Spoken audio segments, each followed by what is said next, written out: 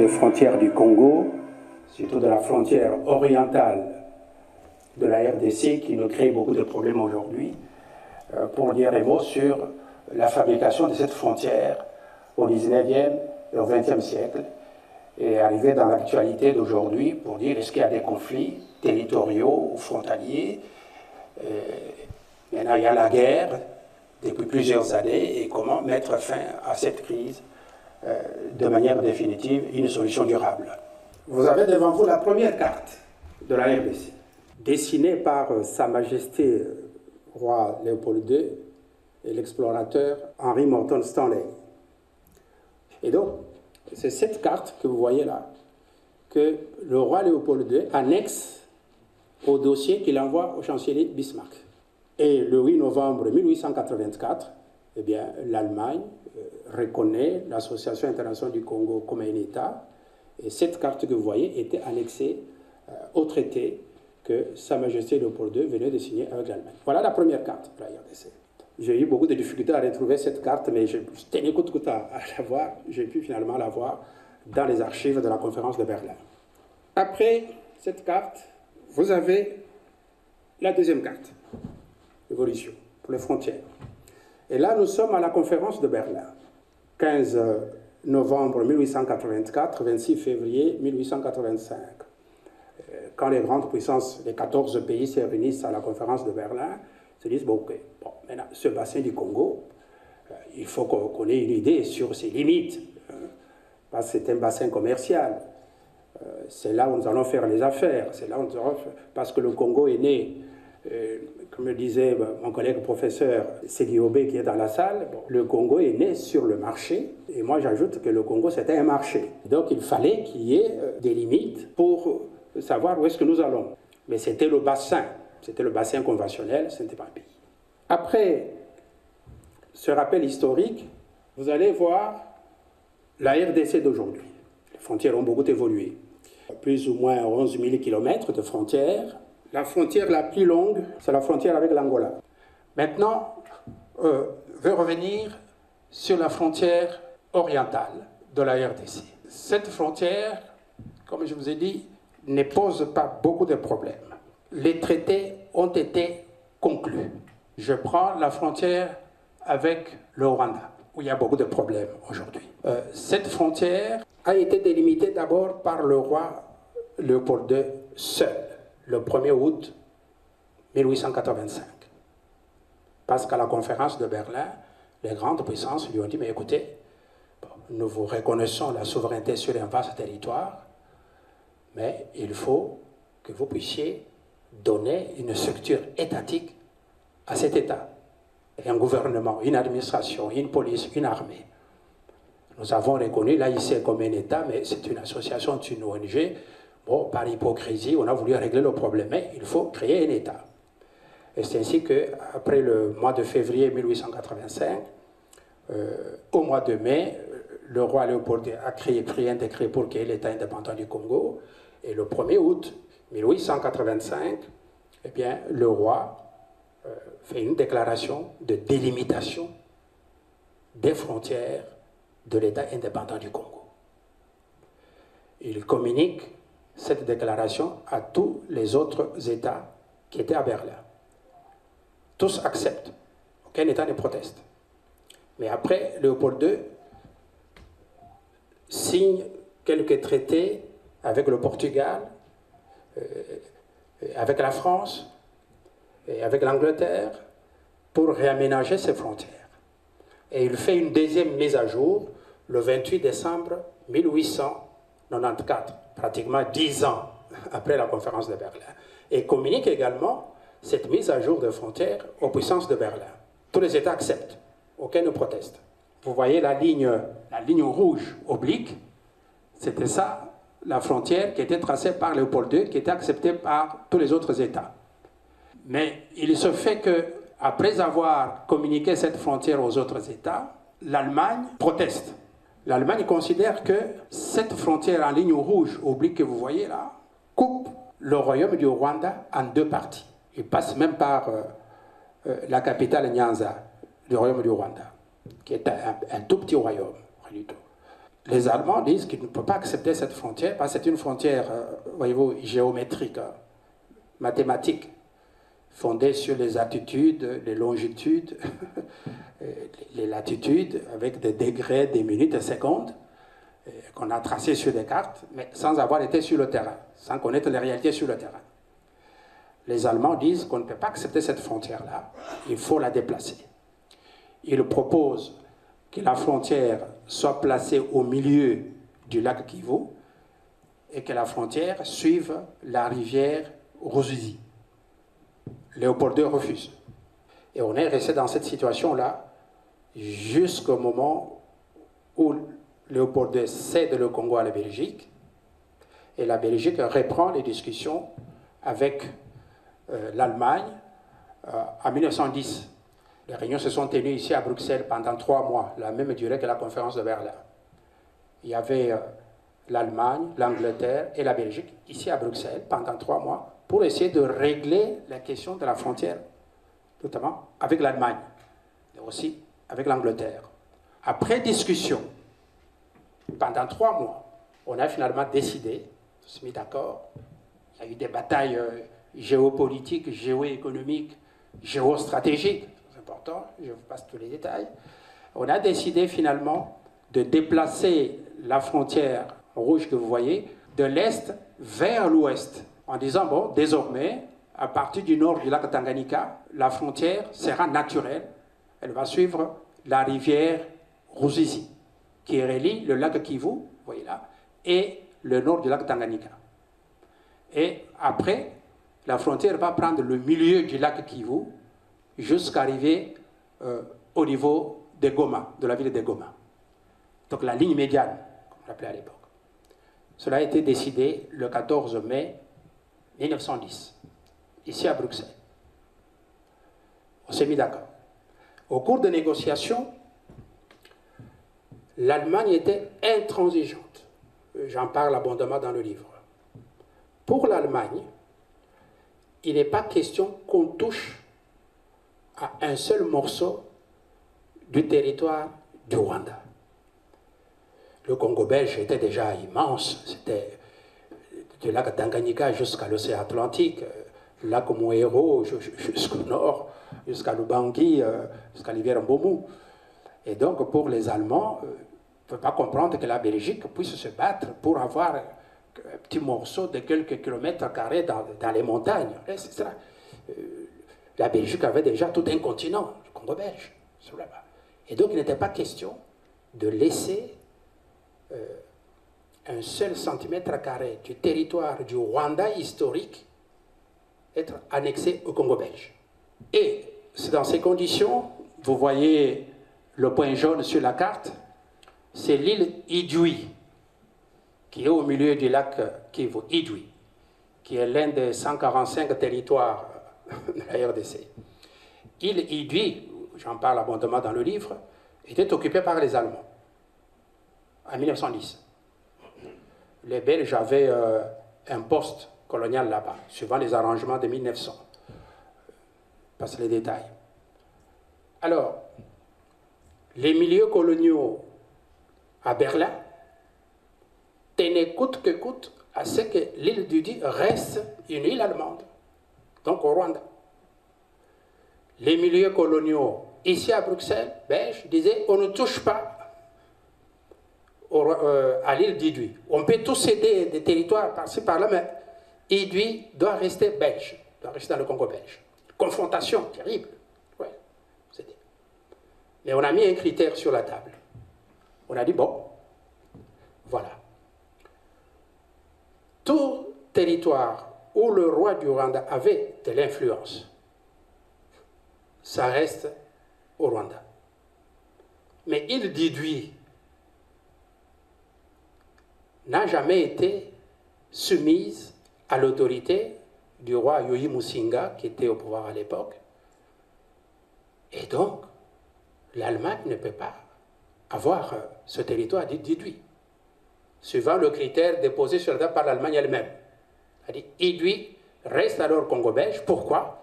Parce que l'île d'Idui n'avait jamais appartenu au royaume du Rwanda historique. Voilà dans quelles circonstances, en 1911, 1910, et puis 1911, on a fait l'échange de territoire. L'île d'Udi, les Allemands ont enlevé leurs soldats qui étaient là, leurs drapeaux, ils sont partis, et la Belgique a récupéré l'île d'Udi pour des raisons que je viens de vous indiquer. Je suis un peu surpris de voir qu'il y a certains Rwandais prétendent que l'île d'Udi faisait partie du royaume du Rwanda.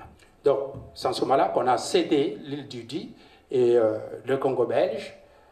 Donc, la Belgique a cédé Changungu parce que la Belgique avait des postes coloniaux à Changungu et à Nyagagunda, de l'autre côté de la Ruzizi et du lac Kivu.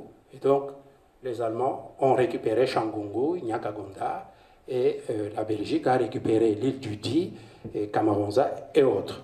Voilà, ça c'est là.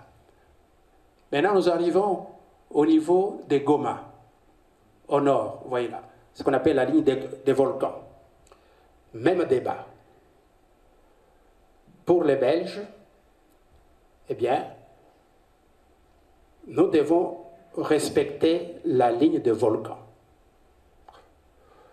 Pour les Allemands, ils avaient des tendances, des ambitions de chercher à agrandir leur territoire. Il y avait un territoire contesté là-bas, on pourra revenir là-dessus en détail. Et là, après des discussions, pendant 3 mois ici à Bruxelles, on a trouvé une solution. Nous allons respecter cette ligne des volcans, parce qu'il y a 8 volcans là-bas.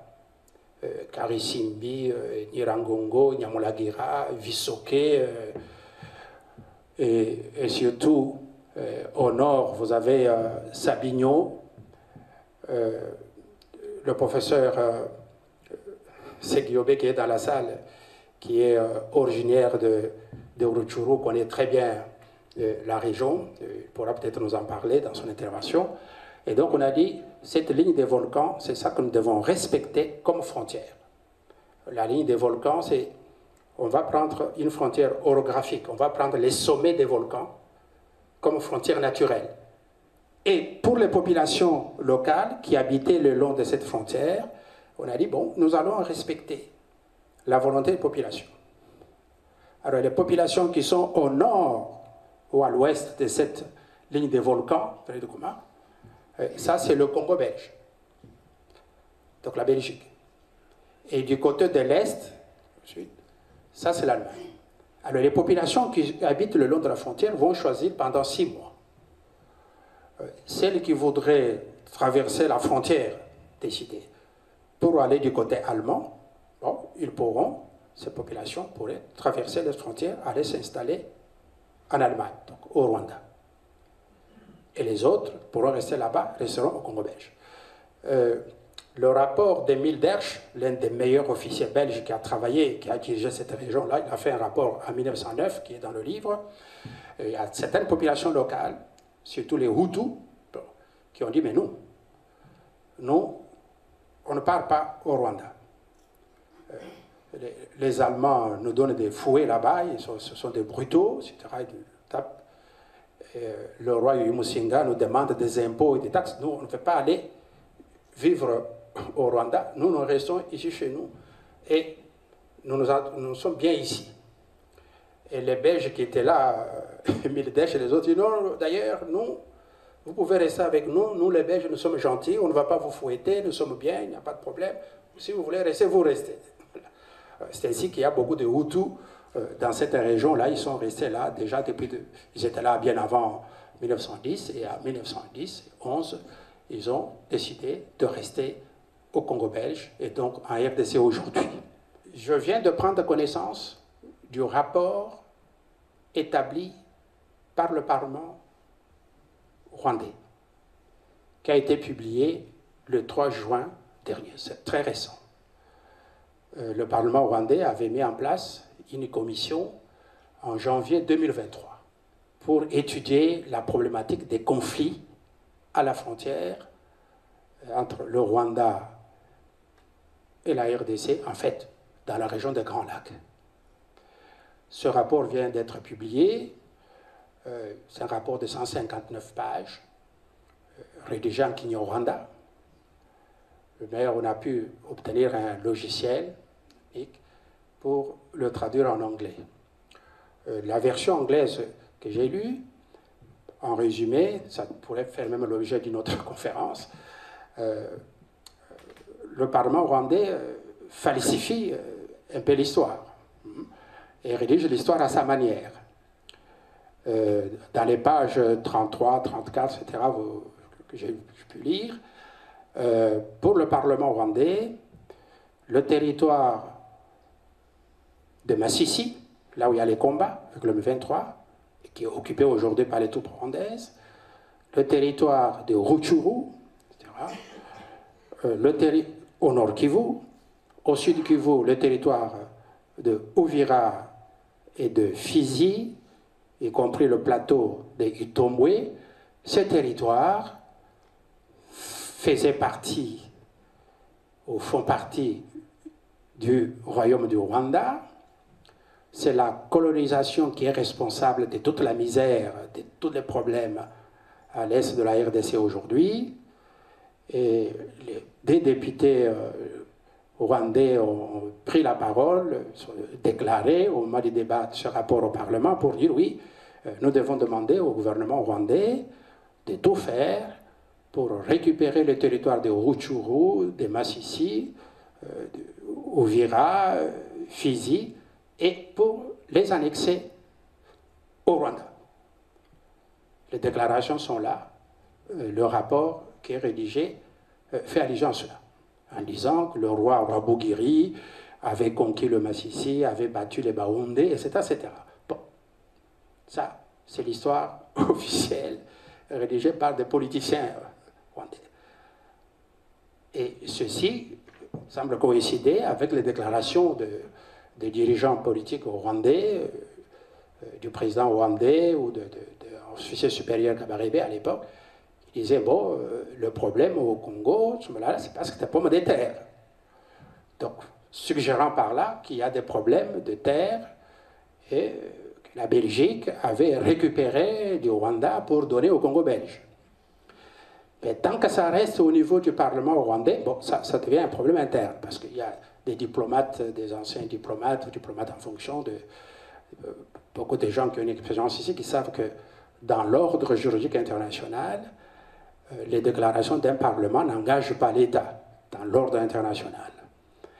C'est le président de la République, le Premier ministre ou le ministre des Affaires étrangères, ça c'est bien écrit dans la Convention de Vienne sur les relations diplomatiques, ce sont ces autorités qui engagent l'État dans les relations internationales. Et donc, tant que le Rwanda, par son gouvernement, n'a pas pris fait et cause, n'a pas endossé seulement et fait des revendications, cela, pour nous, c'est un problème interne. Mais il faut anticiper. On va voir ce qui peut arriver. Parce que les conflits à l'Est semblent, selon le Rwanda, reposer sur le fait la Belgique aurait arraché des territoires du royaume du Rwanda pour les donner au Congo belge, donc à la RDC aujourd'hui. Mais on pourra peut-être en parler dans les débats. Mais sur le plan technique, pour anticiper sur la réponse à ceci, l'Afrique, en cette matière de frontières, est dominée par le principe de l'intangibilité des frontières héritées de la colonisation. On a créé l'Organisation de l'Unité africaine le 23 mai 1963 à Addis Abeba. L'année suivante, tous les États indépendants, y compris le Rwanda, parce que le Rwanda était déjà indépendant en 1962, étaient au Caire au mois de juillet 1964. Et le 21 juillet 1964, on a pris la décision, tous les États africains, pour dire que s'il nous faut la paix en Afrique, la stabilité et le développement, on ne touche pas aux frontières héritées de la colonisation. Parce que le Maroc contestait déjà la Mauritanie, voulait récupérer la Mauritanie, le Ghana et le Togo, c'était encore des bagarres là-bas, ils ont dit on ne touche pas aux frontières. Et le Rwanda l'avait accepté, en 1964. En 2000, le 11 juillet 2000, on crée l'Union africaine. Aujourd'hui. Le Rwanda était à Lomé, quand on a créé l'Union africaine, et dans le traité créant l'Union africaine, on a mis un principe fondamental, cette fois-ci c'est dans un traité international ratifié par le Rwanda, pour dire que l'un des principes fondamentaux de l'Union africaine, c'est l'intangibilité des frontières héritées de la colonisation. On ne touche pas. Et le Rwanda a signé pour la deuxième fois. Le 7 juin 2018, il s'est passé un événement à la frontière entre la RDC et le Rwanda. C'était la pose des bornes. On a posé des bornes en 2018 par une commission technique mixte Rwanda-RDC sur 22 km frontière à peu près. Il y a eu 28 km. On a signé des procès-verbaux sur la frontière terrestre. Cette frontière terrestre, c'est à peu près 60 km, c'est pas beaucoup. Hein. Là où il y a les combats M23, etc., troupes rwandaises. Les deux gouvernements ont réceptionné ces bornes qui indiquent qu'à l'ouest, c'est le territoire congolais et à l'est de cette ligne de bornes, c'est le Rwanda. Le gouvernement congolais représenté par le ministre de l'Intérieur, Mova Sakani, et le gouvernement rwandais représenté par le ministre de la Défense, James Kabarebe, ont signé ce procès-verbal reconnaissant que les bornes qui étaient posées déjà en 1911 par les Belges et les Allemands, cette ligne de bornes marque bel et bien la frontière entre les deux pays sur le terrain. Et donc, cette frontière est démarquée, acceptée. Donc, on ne peut pas, depuis 1962 jusqu'à aujourd'hui, le Rwanda ne peut pas se réveiller aujourd'hui pour prétendre que j'ai des territoires en RDC, avec tout ce que je viens de vous indiquer. Et donc, sur le plan juridique, pour moi, la question, on ne peut même pas discuter. Le droit international est fermement établi. Je suis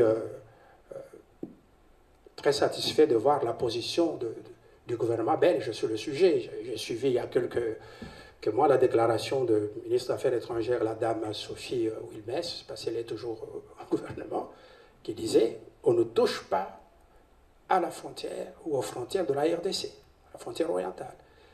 Elle a même dit qu'on ne peut pas, sous prétexte de facilitation ou de médiation, de dialogue, chercher à remettre la frontière de la RDC avec les États voisins. J'ai reconnu en elle Sa Majesté Léopold II, parce que c'était ça la position de Léopold II.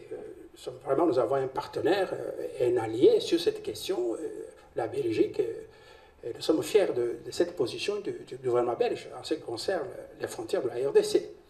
Donc, sur le plan juridique, politique, il n'y a pas de conflit qui serait à la base de la crise à l'Est, de la guerre à l'Est. Bon. Si quelqu'un a un problème, le Rwanda ou l'Ouganda, ou c'est par le Burundi, qu'ils le mettent sur la table, nous allons lui répondre. Le droit international est avec la RDC.